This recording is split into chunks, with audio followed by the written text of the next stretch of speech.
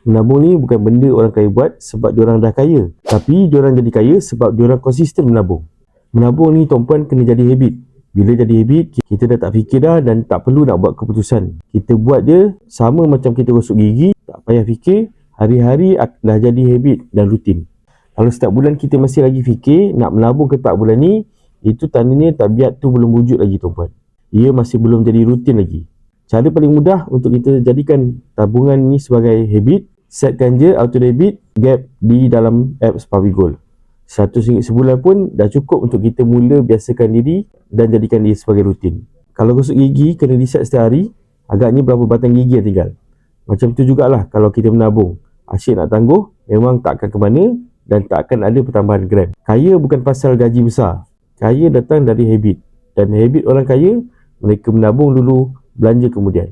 Jadi nak mulakan tabungan emas serendah RM100 dan nak bina tabiat orang kaya, boleh tinggalkan nama dan nombor telefon dalam beg biru di bawah untuk saya bantu sebaiknya.